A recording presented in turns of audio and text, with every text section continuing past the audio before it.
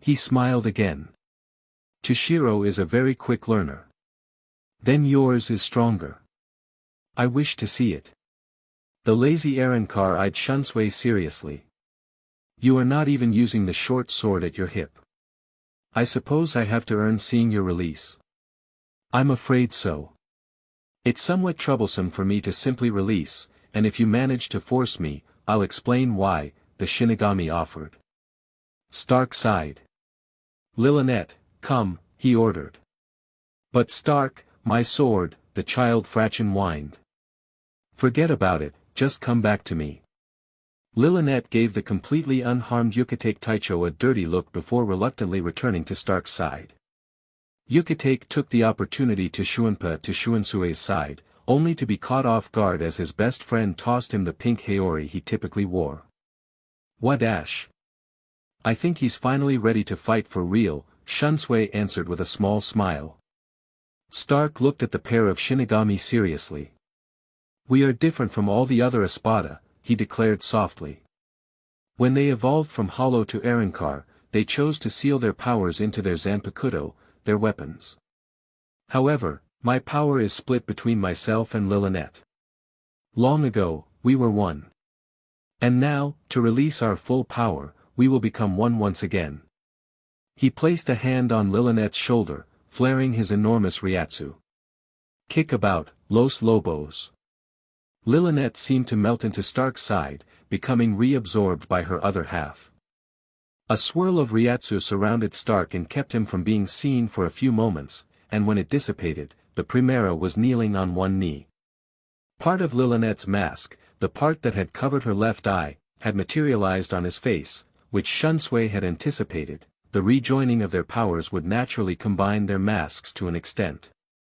What Shunsui was surprised about, however, was Stark's new clothes and his weapons. The Primera now donned a gray, fur-lined jacket over a vest, in addition to skin-tight pants with fur from the ankles to the knees. Finally, Stark didn't wield any kind of sword, instead, in each hand he held a stylized pistol. A long-range fighter? Guess I don't have much choice. You look pretty strong, Shunsui complimented. Shunsui brought his two swords against each other in a cross in front of him. Flower Wind Rage and Flower God Roar, Heavenly Wind Rage and Heavenly Demon Sneer, Kaiten Kayakatsu. Whirlwinds twisted around his hands and swords for a mere moment before the Taicho's Zanpakuto revealed its new form, a pair of huge, highly curved Chinese scimitars with long red tassels on the end. Shunsui held them angled upwards and away from his body from his sides, in a clear battle position.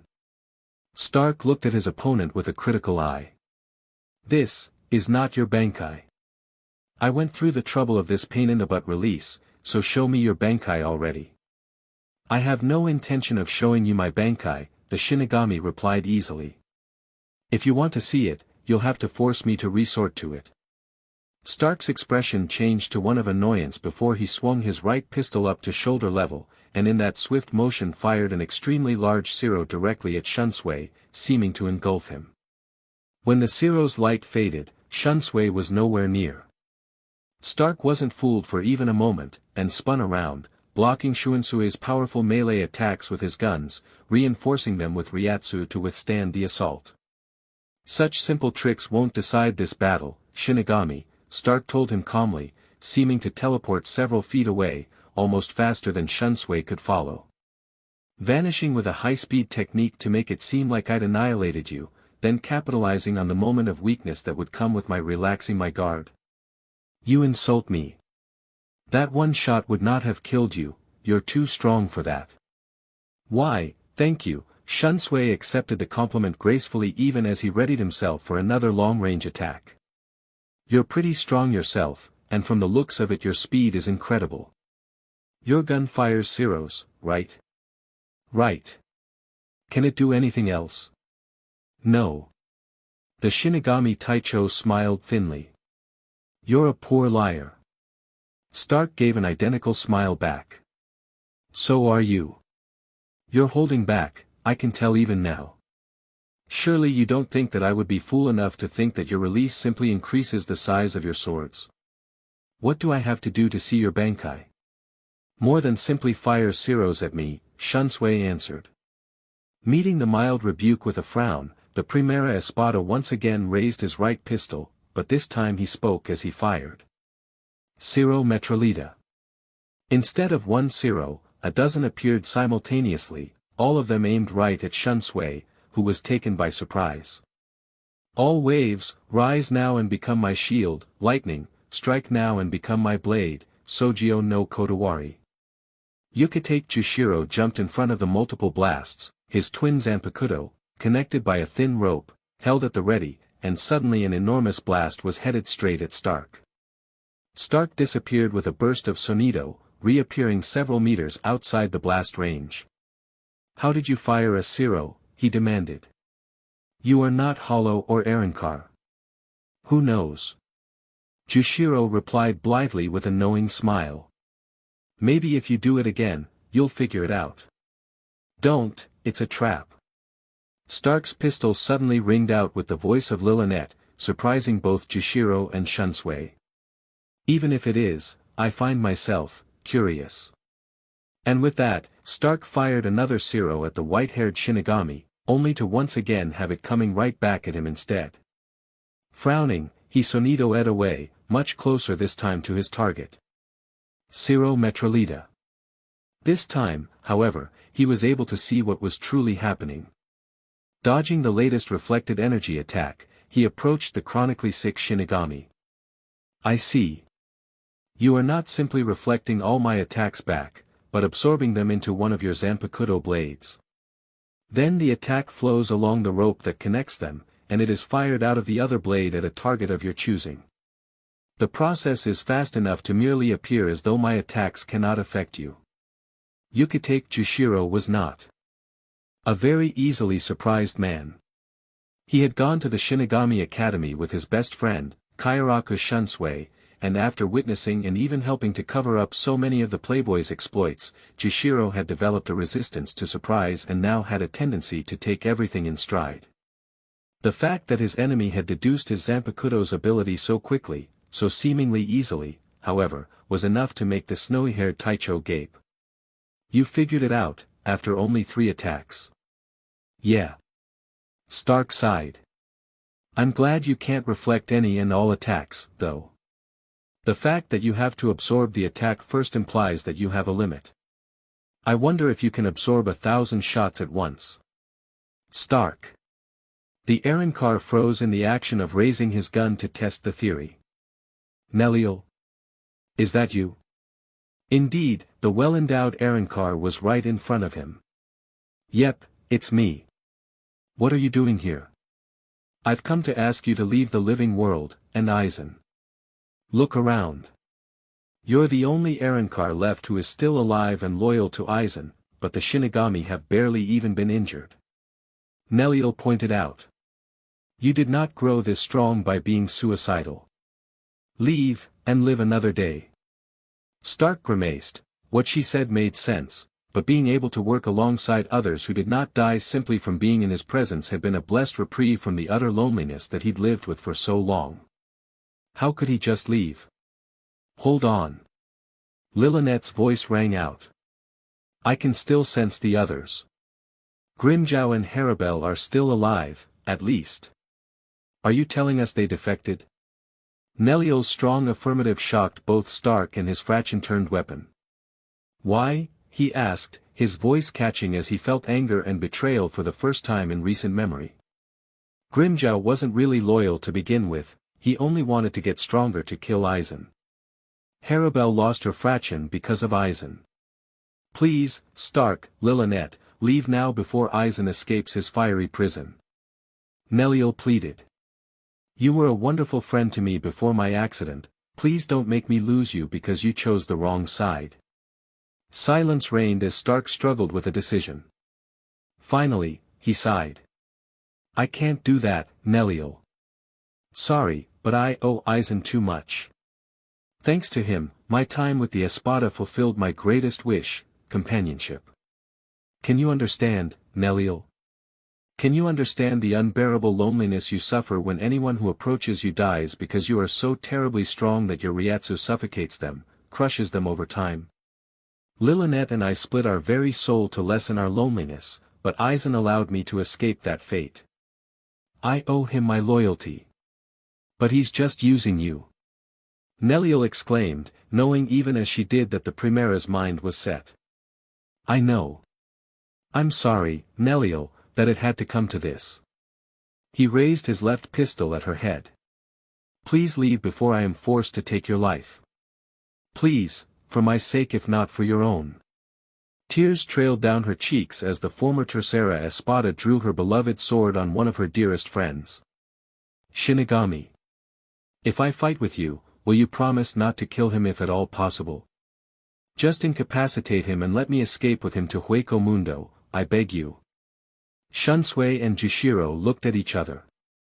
In that single glance, a whole conversation was had, courtesy of their centuries-long friendship.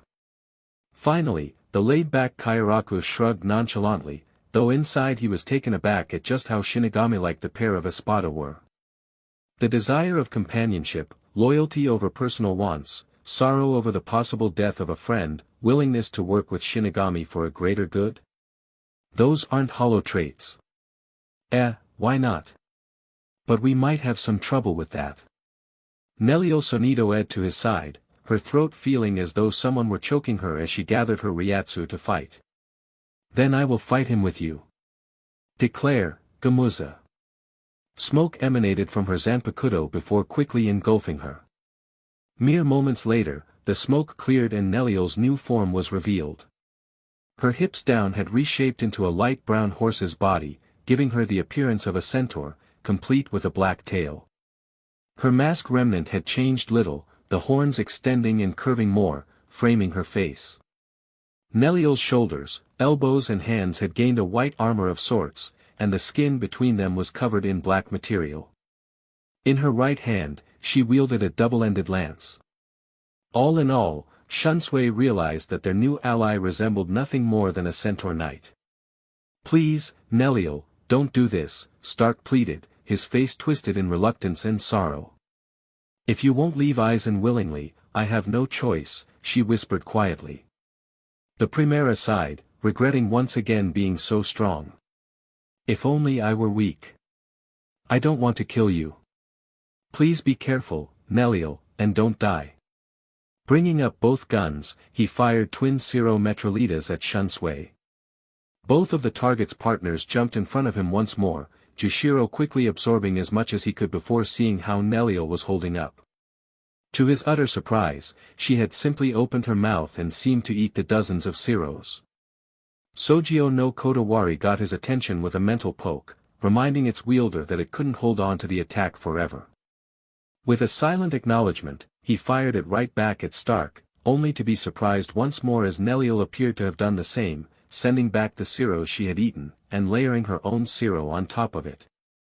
Stark had no choice but to get out of the way, surprised for only a moment. I should have known. I forgot you had that Ciro Doble ability, your special ability. How could you forget it? It's the only reason we were even close to the same level in our occasional spars, the former Tercera reminded him with a hint of a teasing tone in her voice. Catching it, Stark smiled in fond memory. You surprised me the first time you used it, you know. I never thought someone could absorb someone else's Ciro and use it against them, and now I'm fighting two people who can do it. He eyed Shunsui. No chance of you doing that as well? Not so far as I'm aware, but you never know, the Shinigami replied glibly. It was then that the distinct sound of the sky ripping open caught all the fighters' attention. A small blond boy in an Arrancar outfit stepped out, followed by an enormous gray hollow of some sort, taller than the tallest Minos Grande.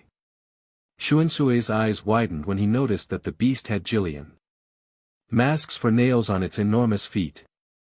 It was Stark who spoke first, however. Wonder Weiss. It seems that Aizen tires of this battle. As if to mark his words, the boy, Wonder Weiss, gave what sounded like a bestial cry, and the monstrous hollow let out a mighty blast of wind that blew away the fiery prison that held Aizen, Tosin, and Jin.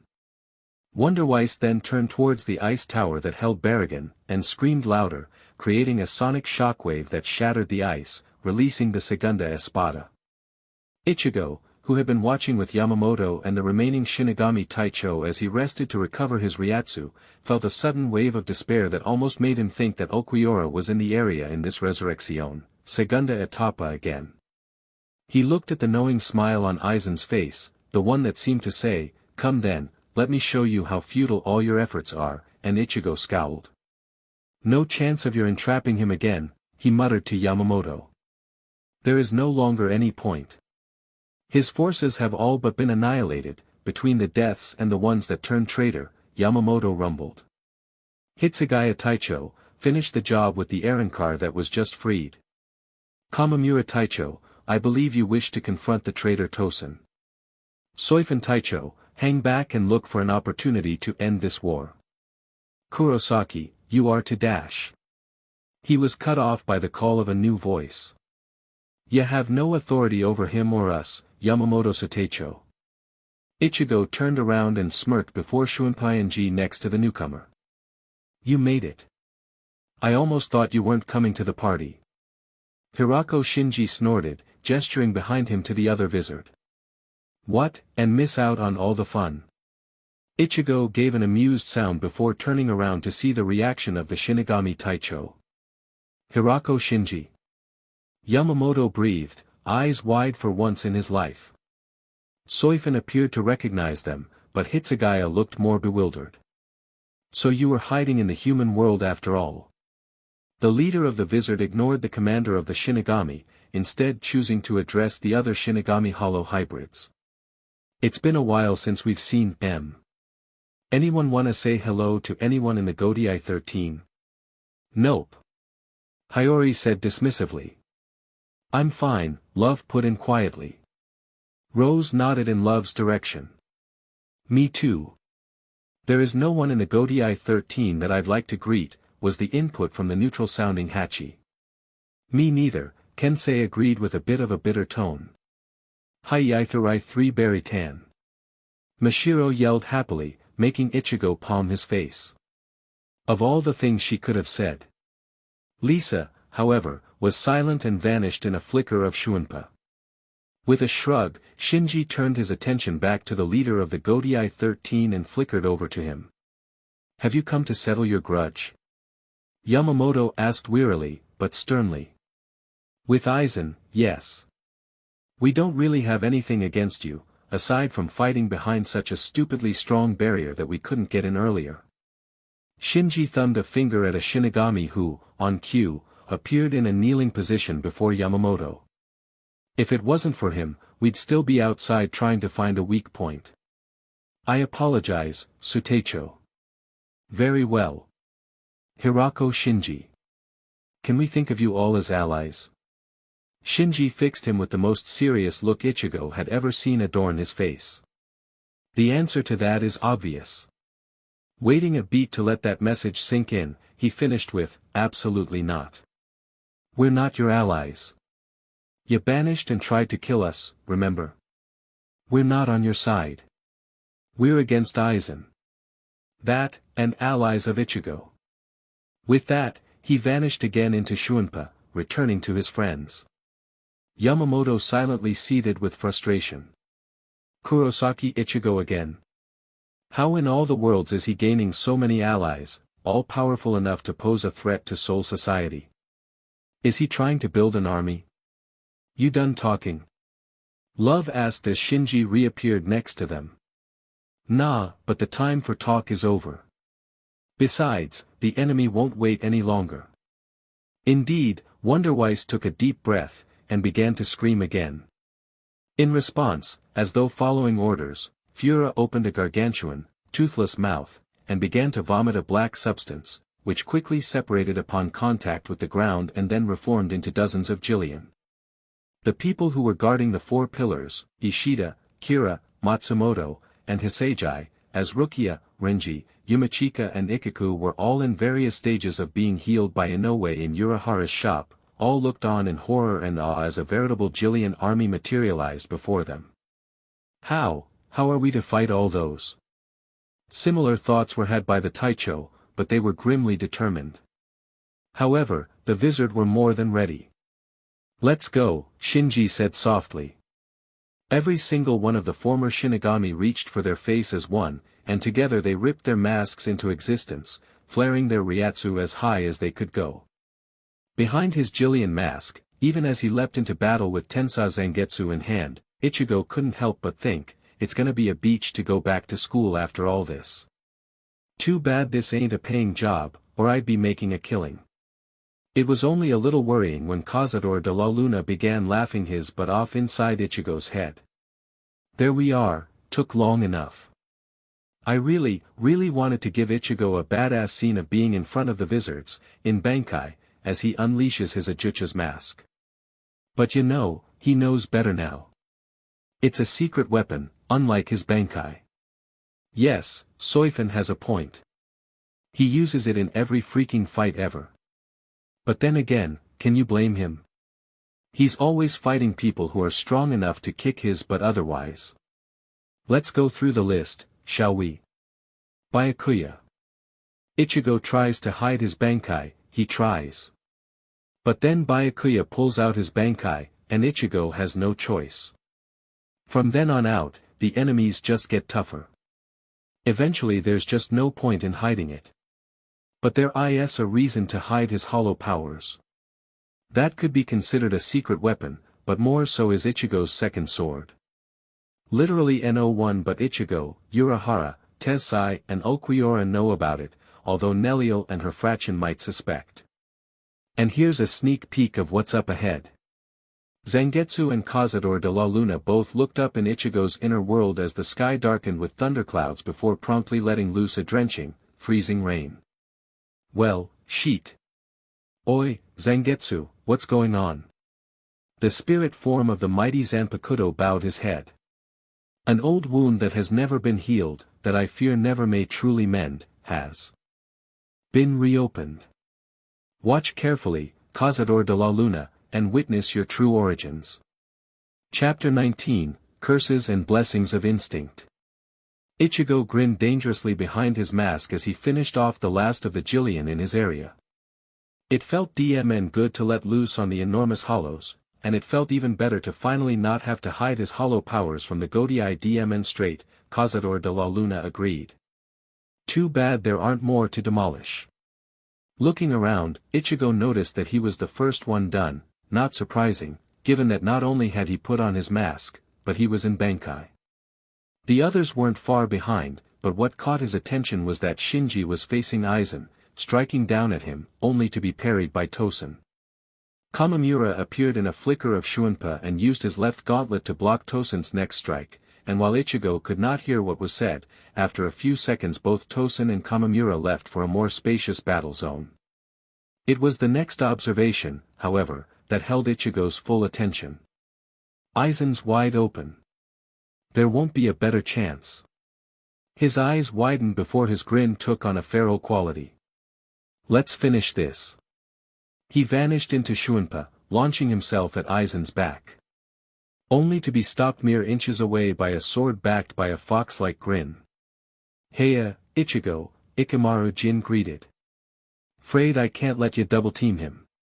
Infuriated that his perfect opportunity to take out the enemy had been stopped by another of the traitors, Ichigo turned his rage upon the oh-so-convenient target.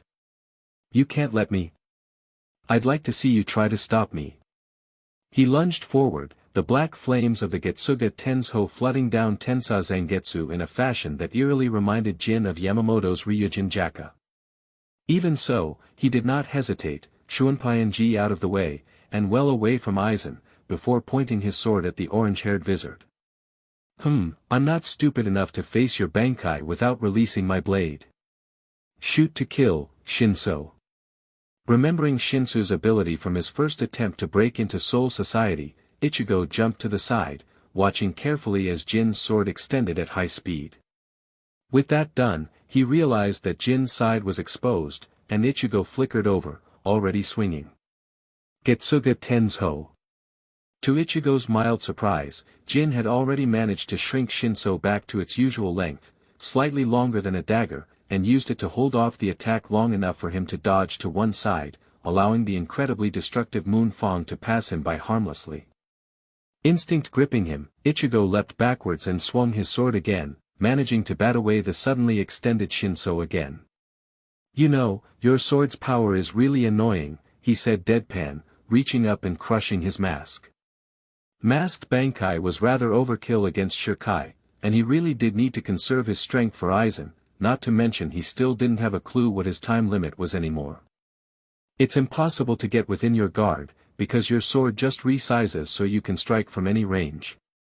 "Ah, that's not quite true," Jin said, his foxy grin firmly etched upon his face. "As you've seen, Shinso has the ability to extend and retract, but can you guess its range?" A few dozen meters maybe." "Up to 100 times its length," Jin answered gleefully. "But that's just Shirkai. Now that you know that, can you guess how far my Bankai can extend?" "Who cares?" Despite his nonchalant attitude, Ichigo was indeed trying to estimate it. The thought hadn't occurred to him that Jin would have Bankai as well, despite having been a former Taicho. For once, Jin's smile faltered. He took on a disappointed look as he gazed on the wizard. "How sad, you won't play with me." "Alright, I'll just tell you. My Bankai can extend up to 13 kilometers. Ichigo froze. "That's, I know, an enormous length, isn't it? But it's one you can't really understand until you see it." Jin brought his sword up to point it in the general direction of the foe's city where no one else was fighting. "Bankai. Kamishini no Yari." The next moment, several buildings in the distance had been cut cleanly in half and were collapsing on themselves, with Jin's ridiculously long sword to the side. Ichigo gaped for a moment before instinctively bringing Tensa Zangetsu to the side, stopping Kamishini no Yari's blade in its tracks. He smirked at Jin's face. "Why are you so surprised, Jin? A Bankai can always be stopped by another Bankai." Batting the blade away, Ichigo promptly swung his sword in Jin's direction. Getsuga Tensho. Jin was hit from point-blank range, but when the smoke cleared, the traitor was only mildly wounded. His clothes were singed, and his forehead and knuckles bleeding somewhat, but it appeared he deflected most of the attack using his suddenly short sword. However, there was something wrong. Jin's eyes widened as he realized, Ichigo was no longer there. He threw himself to the side even as he spun around, but it was too late to fully evade all injury. Tensa Zangetsu cut deeply into his back as Ichigo rushed by him, narrowly missing Jin's spine, but it was enough to be quite painful. "You've gotten a lot stronger and more ruthless since we last fought," Jin complimented, trying to buy some time. He'd underestimated the kid, and now he was injured. "I remember, after I cut Jidanbo's arm. You came rushing at me with such a threatening attitude." He smiled. "What an amusing kid," I thought to myself. "I don't remember that." Jin chuckled. "Liar, liar. Are you trying to provoke me? Because I'm sure you could do better than that." Ichigo shook his head. "No. I don't remember your sword, or your heart. When your blade crosses that of another's, you understand a little about them, like the strength of their resolve, whether you're acknowledged or looked down on." He paused for a moment. "When I'm actually fighting someone, I'm always fighting for my life, so I don't get the chance to think about it. But afterwards, it comes to me. And what I've found is, the stronger the person, the more of their heart is translated to me." My, how poetic," Jin commented dryly. "Shut up, I wasn't finished. I didn't get anything from you. Neither acknowledgement, nor resolve, nothing. You didn't even see me, you were busy with something else. Maybe your upcoming defection?" Ichigo theorized. "I thought you were amusing, but now I can see that you're rather creepy." Jin said carelessly. "He's grown so fast. I think I see why Aizen Taicho is interested in you." Ichigo. Sweat dropped. "I'm not gay." Jin looked at him oddly, his smile becoming somewhat strained. "That's not what I meant." He took on a pensive expression. "Then again, I've never known him to be with a woman. Not even his old Fukatecho, Hinamori, who was so desperate to please. He could have had her in a minute had he chosen. Don't you think that you should have known whether he was gay before you and Tosin ran off with him? I mean, with his hypnosis abilities, and you being off in a dark secluded location for months, who knows what he's done to you? Ichigo pointed out. There was an awkward silence for a few seconds as neither of them moved, before both shuddered in unison. Let's just forget we ever had this conversation and get back to the fight, Jin suggested. Yeah. We meet again, Bug. Hitsugaya did not deign to respond. He was very tired, and had yet to be healed from his previous encounter with Baragon. He did sneak a glance out of the corner of his eye, seeing Harabel once more at his side, still in Resurrection. How are we going to kill him for good? I don't think he'll give me the time to trap him again, and even if he did, I'm not sure I have enough Ryatsu left to pull it off. How do you kill something that you can't even touch? Not going to say anything? I'm not surprised. It must have been such a shock to see that your so-called ultimate technique was ultimately worthless against the might of time. Speaking of time, Hitsugaya decided to try to buy some while he tried desperately to think of a plan. Technically, you didn't break out of it yourself. You had to rely on someone else. Seems that you, O avatar of old age, still have limits. He's a skeleton. Even time must bow to the everlasting. Without any muscular padding, the bones themselves should break relatively easily, if they weren't being reinforced by his Ryatsu. But I can't get close without being aged into dust. He glanced at Harabel. Given the strength of his Ryatsu, we would need a colossal amount of power, compressed to a single point. If we can break his skull, or maybe even some of his ribs, that might give us the advantage we need. The only one that came to mind who seemed to suit that particular requirement was Kurosaki Ichigo, whose Bankai was unique in that its immense power was compressed into a simple sword. Hitsugaya shook his head. Melee is suicide against him. Kido is our only hope. Mind if I join you? Hitsugaya spun around, ignoring the pain in his shoulder, only to see a rather large man wearing a very odd, human-style outfit standing beside him in midair. Suddenly recognizing him from the glimpse of the visor before they had pulled on their masks, Hitsugaya's eyes widened momentarily before realizing he didn't have much choice. I'm afraid I don't know who you are, but at this point we could use all the help we can get. I am Ashoda Hachijin, Kido specialist. Hachi kept his eyes on Baragon as he spoke. It seems to me that you are injured beyond anything normal Kido can heal. It was an effect of his time dilation, Hitsugaya reported. Don't get close, no matter what. His time dilation ages and disintegrates everything around him. What happened to my shoulder and arm was his time dilation before Resurrection. I really don't care to know what would happen if you get close now. I don't plan to get close. Go visit your healing station, I will take care of this errand car. As much as it pained him to admit it, Hitsugaya knew that was the best option. Someone fresh that Baragon hadn't fought had a better chance of surprising him. With a curt nod, he shunpaed away. Inoue was quite tired. She'd spent the past several minutes healing several people. Yumichika and Ikaku had left a few minutes ago, and she was working on restoring Renji's arm. And, there. She stopped her Soten Kiss Hun technique, breaking the godlike event reversal barrier. Renji's arm was restored as though it had never been lost. Renji stood up and flexed it a few times, testing it. He sent an honest, appreciative smile to the human who'd single-handedly fixed an injury that Anohana Taicho herself could not have repaired. Thanks, Inoue. She smiled back.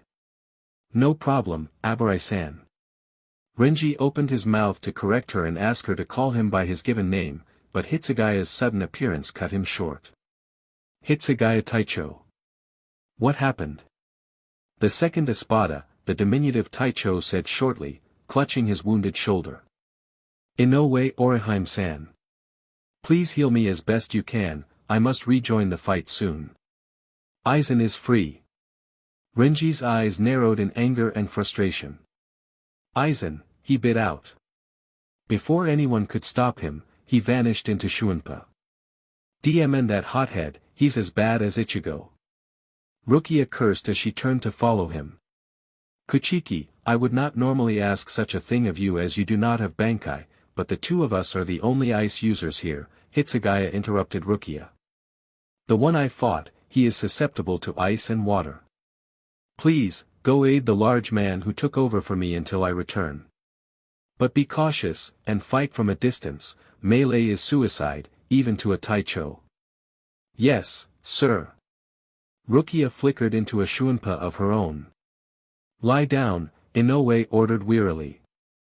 She was tired, but she could not afford to rest now, not when everyone needed her. I may not be able to fight physically, but I can at least help where I am needed most. The healing goes faster if you are completely resting. Hitsugaya gave a short nod before lying down, doing his best not to jostle his wounded shoulder and arm any more than he already had. Soten Kiss-hun. As soon as the healing barrier came over him, Inoue frowned in concentration, determining just what had happened. She'd never seen an injury like this before. Hitsugaya Taicho, your shoulder and arm's bones are longer and more brittle than the other sides. What happened? They were forcibly aged with a time dilation field, the white-haired Taicho said wearily, feeling the injury start to mend. Aged? Inoue murmured. That explains why the bones are so weak and brittle there right now. They collapsed under their own weight. Don't worry, I should be able to fix it, and your arm will be good as new. That intrigued Hitsugaya. The man who replaced me said that my injury was beyond any Kido. How can you fix it? I don't use Kido, the redhead told him. My power is rejection. This shield allows me to reject your injuries, and make it as though they had never happened. I haven't found anything I can't fix given enough time and Ryatsu. And that gave the Taicho of Squad 10 an idea. Kamamura Sajin looked stoically at his old friend. They stood, staring at each other. Well, staring was perhaps not an appropriate word, for the blind Tosen Kaname could only see by way of his Ryatsu sense. He spared a glance at his left bracer, which had been slightly damaged from taking Tosen's sword strike. I never thought I'd be protecting someone from you, he murmured lowly. But Tosen's keen hearing caught it anyway. I knew. We were always destined to cross blades one day, Sajin, and on that day, one of us would die. That time is now. He raised his sword to begin, only to suddenly have it wrapped in chains, very familiar chains. Forgive me, Kamamura Taicho. But may I join you in this fight? Hisagi. Tosen recognized. Hisagi Shuhei, Tosen's ex-Fuku Taicho, stood there with his released Zanpakuto, Kazashini. Kazashini took the form of two medium-sized scythes linked by a chain at the hilt of each. The scythes themselves were double-bladed, but the second blade was upside down compared to the second in that instead of reaching down like the first blade, the sharp edge curved upwards. Kamamura gave Hisagi a brief, but critical once-over. Hisagi appeared to be doing quite well. He'd probably managed to get some healing and rest between fights. He wasn't at full strength, that was obvious, but close enough to fight well. Very well.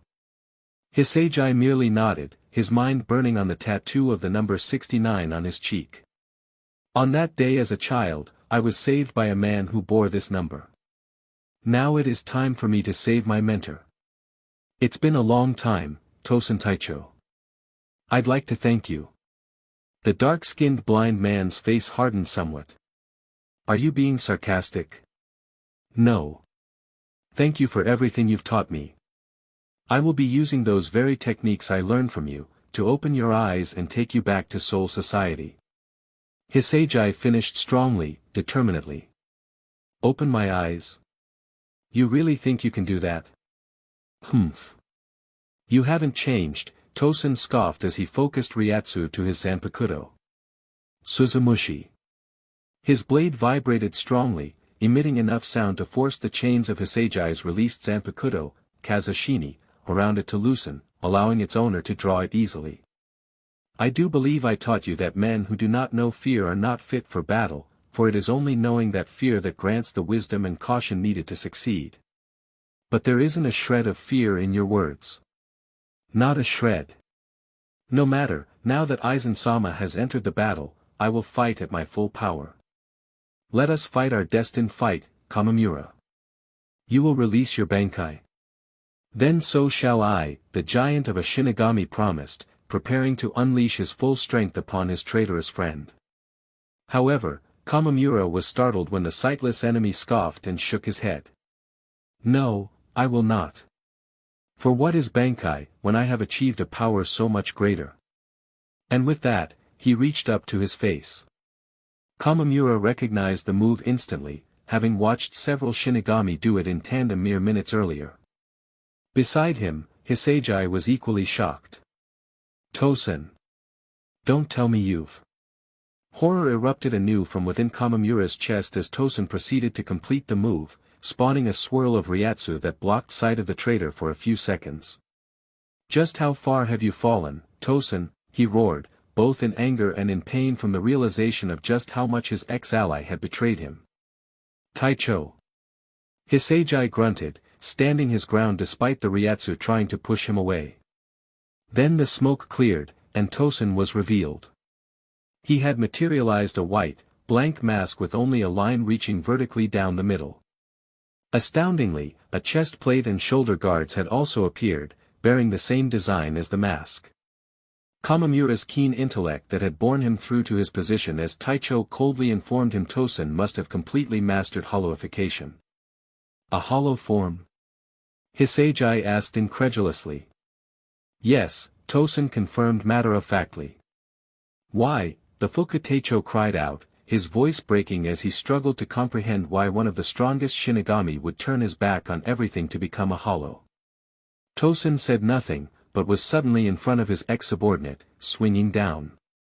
Luckily, Hisagi managed to block the worst of it with his own Zanpakuto, though he still received a deep cut to his shoulder. Tenken. Kamamura barked as he swung his sword at his friend-turned-foe. A disembodied arm swung down with him, a giant sword bearing down upon Tosen as though to cleave him in half. However, the newly revealed hybrid blocked with merely his unreleased blade. There was no apparent strain either, which made Kamamura's eyes widen, even as he was abruptly sent flying back and down by a retaliatory kick that moved too fast for him to see, even with a Taicho's experience. What? What is this power? The anthropomorphic canine crashed down into a building, then, but Tosen did not pursue. It's strange, he said. You are all quite willing to align yourself with, and even fight alongside, that half-Shinigami boy, hollow form and all. But when I gain the exact same power, it's something I should be ashamed of. Kurosaki Ichigo was never given a choice, and even if he had been at the time, he required all the power he could gain to go against the will of the Godai 13 and save his comrade, Kamamura argued. But you, who were so strong, so respected, so liked among all the Godai 13, you chose to become this. How have you become corrupted? Corrupted? Tosen sounded almost amused by the thought. How does flirting with my inner hollow mean that? No, Kamamura, you are blinded by what Yamamoto has taught you, that Shinigami and hollow are opposites and never meant to mix. I'm not talking about that, the canine growled. You threw away everything you ever knew for forbidden power. Your friends. Your subordinates. People who trusted you, who believed in the justice you preached. That, dear friend, is where your corruption has led you astray. Distracted by the conversation, Tosen was caught completely by surprise when the same chain as earlier wrapped around his neck and picked him up off his feet, slamming him into a nearby roof. A moment later, Hisagi appeared in a flicker of Shuunpa and gripped Tosen by the throat, holding one of the blades of his released Zanpakuto at his ex-Taicho's throat. You are being far too lenient, Tosen reprimanded. I know, Hisagi admitted freely. But this is one of the lessons you taught me, not to use excessive force. There was no true malicious intent in catching you with my chain, which I suspect is why you did not do anything about it. But I need to know, Tosen Taicho, you taught me that those who do not fear and respect their weapons did not deserve to see battle. You told me that because I was so afraid of my blade, my Kazashini whose blades look like they reap life itself, I was a true warrior. How can you say such things, and then ignore them? Look at yourself. What drove you to do this? What drives your fear now? It was a close thing, but being in peak condition and recuperated from his previous fight, Hisagi felt more than sensed Tosen stabbing at him from the ground. As it happened, Suzumushi stabbed through one of the links in the chain between Kazashini's two scythe-like blades. Abandoning his grip on the Shinigami Hollow Hybrid's neck, Hisagi leapt back, using Kazashini's chain to snag the Zanpakuto in the link it had stabbed through before tugging. Suzumushi had still penetrated Hisagi's shoulder somewhat, but it was merely an annoying injury instead of a crippling one. Startled once again at the unusual maneuver, Tosen suddenly found himself without his Zanpakuto. This was a highly unusual situation for him, as Suzumushi was the last remnant of the woman he'd loved so long ago. Have I become overconfident since I acquired these powers? Reflecting over what had just happened, the traitor was forced to admit to himself that he needed to get serious. For the last 100 years, Hisagi, my greatest fear has been integrating into the Godei 13 and dying a pointless death. Cry, Suzumushi.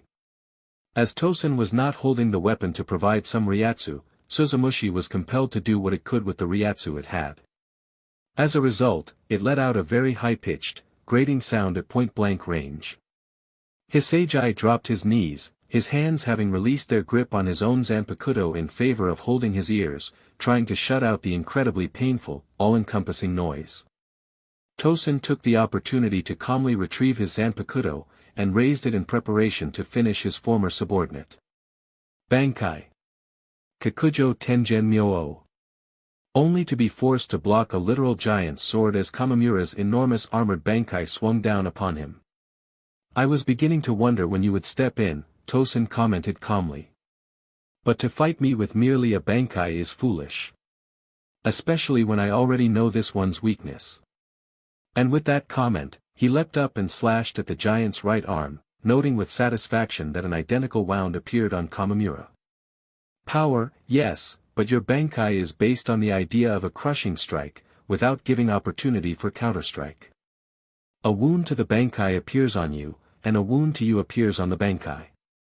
Simply put, you are linked, and your Bankai has insufficient defense to keep me from striking, and is too large to use evasive techniques effectively. Perhaps so, the Taicho affirmed, but even if you know my power, that doesn't mean you can evade my own attack. As a Taicho, Kamamura was extremely good at Zanjutsu, and he used it then, striking at Tosen over and over again as the giant he controlled mimicked his movements and speed to the letter. However, it was the instinctual backhand from defending from one of Tosen's counterattacks that dealt the first damage. The giant's enormous fist managed to completely crush Tosen's left arm. Don't forget about me, Hisagi's cold voice reminded him, as Kazashini's reaping blade skillfully cut off the newly useless arm. Can't you see, Tosen Taicho? Even with hollowification, you cannot defeat us together.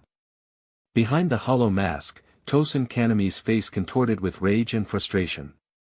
I willfully gained this power, I abandoned everything except the pursuit of my dream, but I'm still so weak. I need more time to prepare. It seems that this form is not enough. Let us see what you can do when you've lost all senses except pain. He placed his left palm against the ring on the end of the hilt of his Zanpakuto. Bankai. The ring began to spin rapidly, then as it span it grew incredibly large as Tosen himself, before suddenly splitting into 10 rings, which flew out a very large distance, a few blocks at least, and then darkness filled the space between them. As Kamamura and Hisagi prepared for the fight to recommence, they watched Tosen's form disappear as he finished calling out the name of his Bankai. Suzumushi Tsuishiki, Enma Kurogi. Both Kamamura and Hisagi were very familiar with Tosen's Bankai, being his best friend and Fukutecho respectively. They knew, theoretically, that it would deprive them all senses except that of touch. Sight, hearing, taste, smell, even Ryatsu's sense was dampened to the point of non-existence.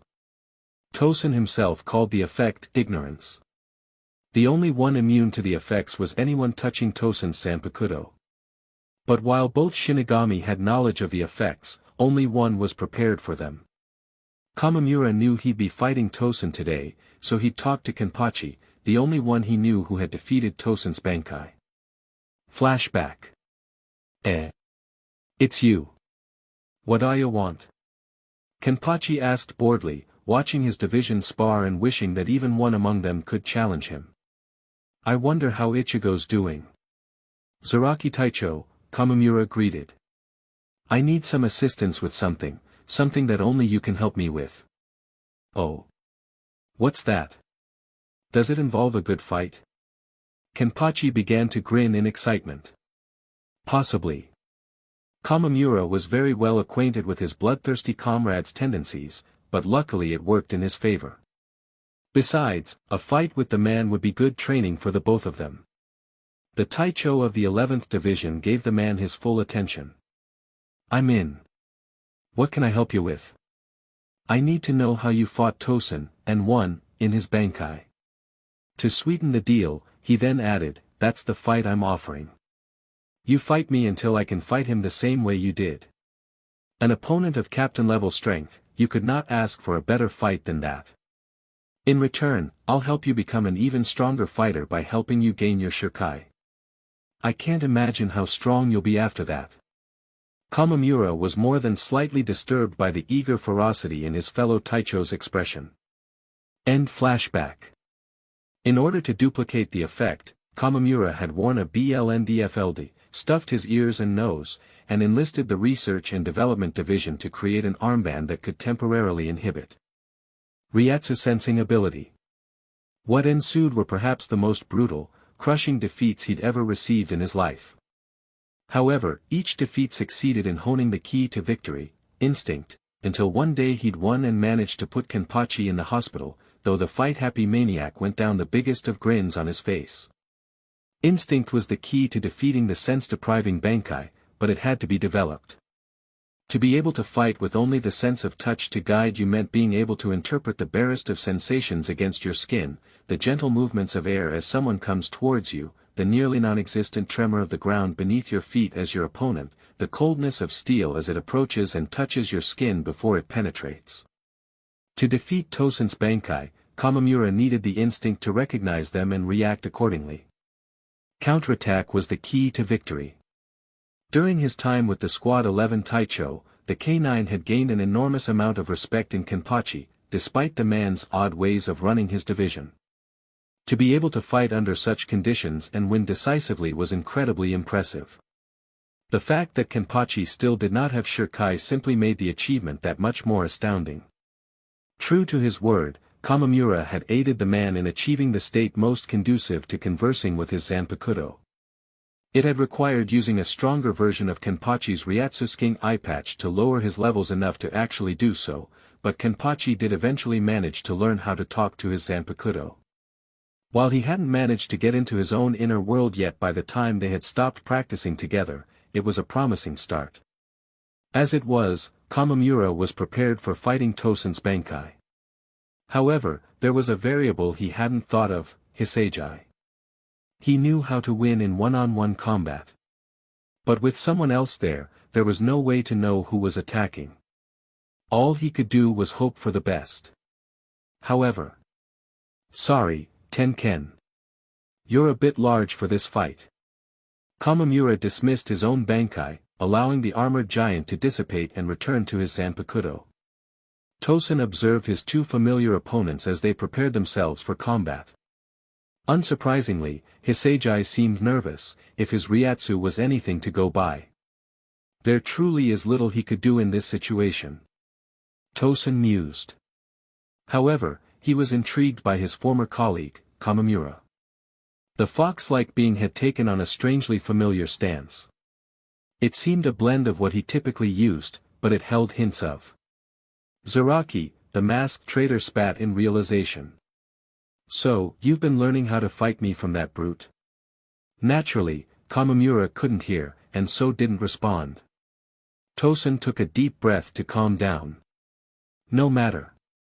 I'm far faster in this form, and you cannot possibly counterattack fast enough to catch me.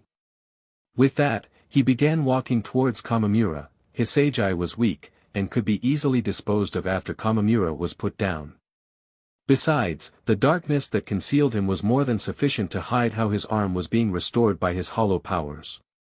High-speed regeneration is truly a godlike ability.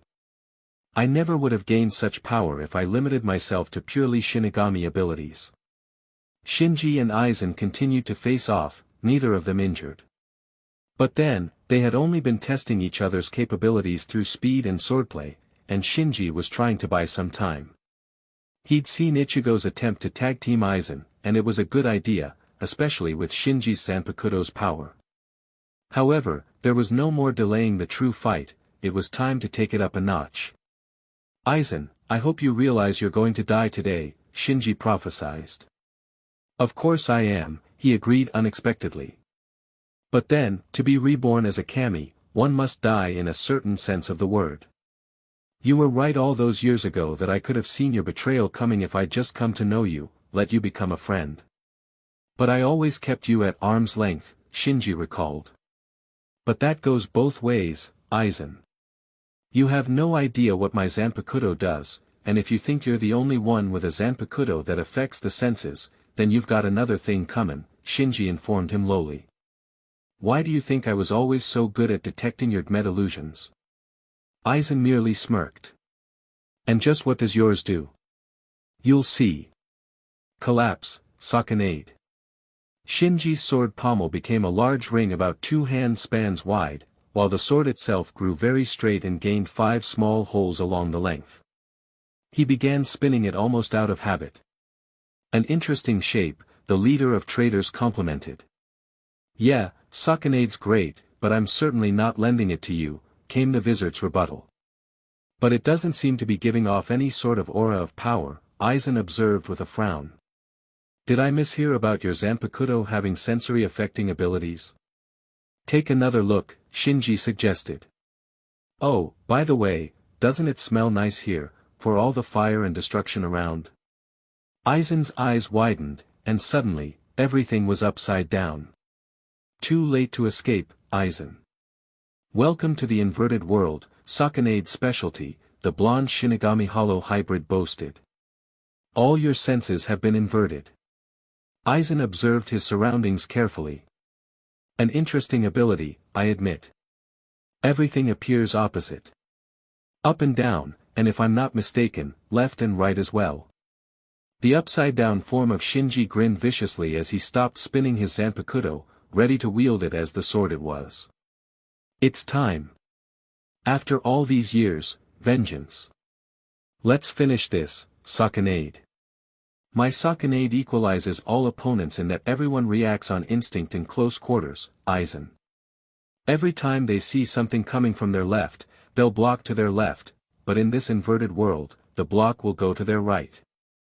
It's impossible for the brain to interpret all the opposites in time to change your reaction accordingly, and so you fail, every time. With that, he dashed at Aizen, hoping to finish it quickly. Aizen prepared himself, having figured out another secret of Shinji's Zanpakuto. Back and front are reversed too. Did you think I wouldn't figure it out? Your power is simplistic, but it certainly has potential. He span around at the last moment and smiled, slicing at the Shinji coming from behind. However, Aizen was shocked when it went right through. Luckily for him, his own instinct made him leap to the side, keeping him from being stabbed straight through, but he received a deep gash for his efforts. He opened his mouth to question what had happened, but was cut off by the sudden appearance of a familiar giant bone snake, a red orb of explosive power in its mouth. Hikatsu Taiho. Renji roared, bringing his most powerful attack to bear upon the traitorous leader of the Espada. Aizen, thinking he'd learned the trick, did not spin around this time, but faced the blast head-on. However, as soon as he felt the heat and power of the attack upon his back, he realized he'd been had. But it was too late, as he was engulfed in the enormous blast of Hihio Zabamaru's Hikatsu Taiho. And there we are. Renji keeps getting beat down in canon. I don't think he's won a single fight in the manga. Initial opening against Ichigo. Lost. Second fight against Ichigo when he gets Shirkai. Lost. Fight against Byakuya after gaining Bankai. Lost. Fight against Sale with Ishida. Lost. Fight against Yami with Rukia, Chad and Ishida. Lost. But now is Rinji's time to shine. Go Rinji. Obliterate Aizen, become the unexpected big hero. Of course, we all know how that's gonna turn out. But hey, you all don't know how much damage he's done. Heh, I'm saving that for next chapter. Might make an O-make for Rinji being the one to beat Aizen though. Tosen has used his Bankai instead of Resurrection because I figure that it takes time to gather the Hollow Ryatsu to transform that way for a Shinigami. On top of that, he got a wake-up call when Hisagi stole his Zanpakuto. Given how surprised he is that he can see in canon, I've surmised that Tosen has not used his Resurrection, ever, so he decided to stick with what he knew to whittle them down until he can release it and show them just how hopeless it is. I had Kamimura undergo sensory deprivation training with Kenpachi because seriously. He knew he was gonna fight Tosen. Why not prepare for it? Plus it provides a nice tie-in to canon when Kenpachi hints that he's heard his Zanpakuto when fighting with Neutra.